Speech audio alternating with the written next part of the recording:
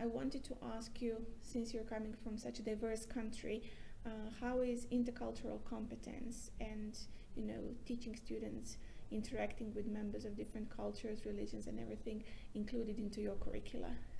Okay, for that I would say, because I'm coming from Delhi, which is the capital of India, and we usually say it is the heart of India, because in Hindi it means dil. Dil is the heart of India, and I would say it's the melting pot of cultures, because people all around the country, they come to the capital, maybe for their livelihood, for their jobs, for better facilities, and for various other reasons.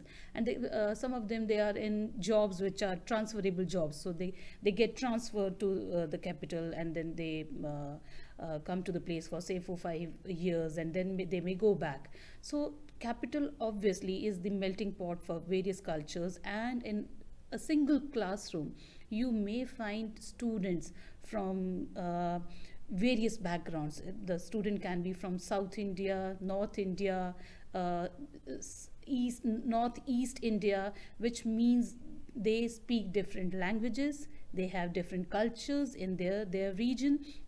Like a student from Kerala, he might his mother tongue is Malayalam, but coming to Delhi, obviously he would be learning Hindi as well, because he would be communicating with many students of North India who speak Hindi.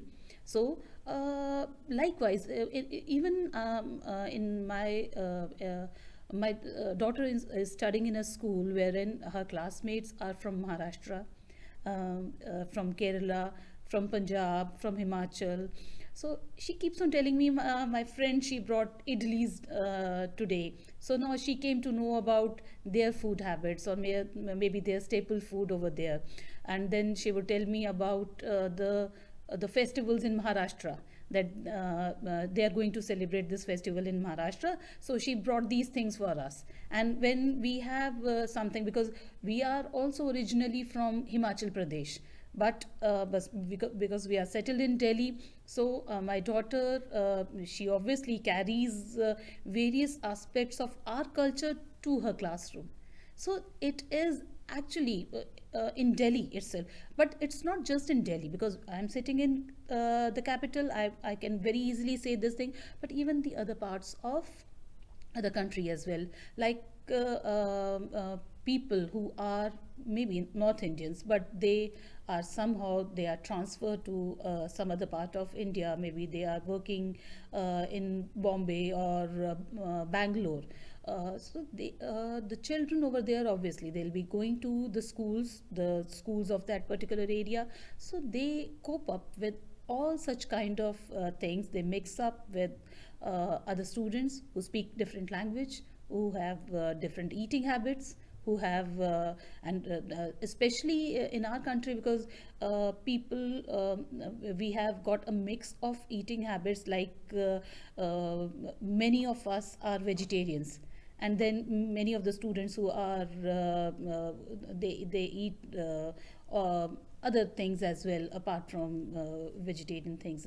So my daughter, actually, she keeps on telling me, okay, my one of my friends had brought this thing, but mom, don't worry, I didn't eat anything over there. So like likewise, they know about the culture of what is their staple food, what are their eating habits and all, and they cope up with these things very easily. I haven't seen students complaining anything about it, but they are free to get mixed with other students of other regions.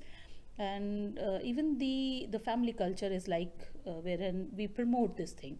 We never tell our kids, like, you are not supposed to mix with these students, or maybe talking to those students is prohibited.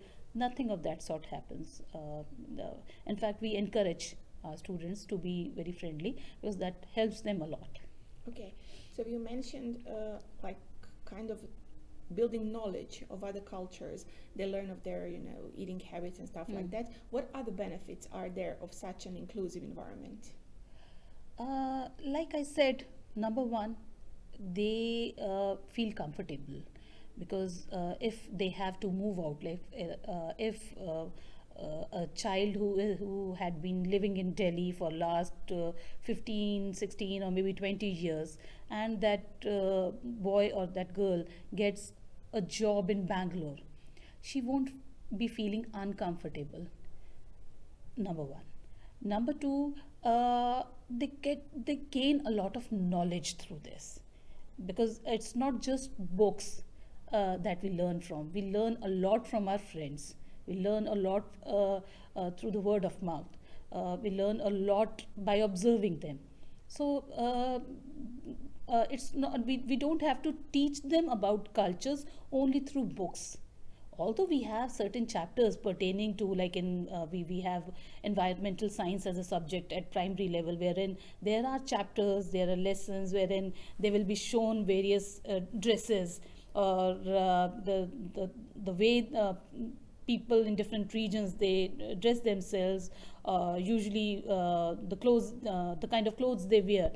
But in our case, it's not just through these books our students or our children or our kids, they learn about these things. They learn about these things with interacting with their friends. So as I said, when there's a festival, if there's a festival of, like there's a festival Onam, which is not celebrated in North India, it's celebrated in South India, but our kids know about that. How? Because their friends are celebrating that, and they usually participate in that. They come to know about, they have their food. Yeah, look, she had brought this food because there was a festival, and like my daughter will carry some food related to our festival in her school. So obviously her friends will taste that and they appreciate, okay, mom, you had prepared this thing and my friends were, and sometimes they in fact, because they keep on eating their home cooked food, so they really relish the food of some other region. So sometimes she will tell, okay mama, because you had cooked this thing, we exchanged our food. I ate idlis from her and she ate paranthas you had prepared. So likewise, they are learning a lot from their friends. Okay, thank you so much for this. You're most welcome.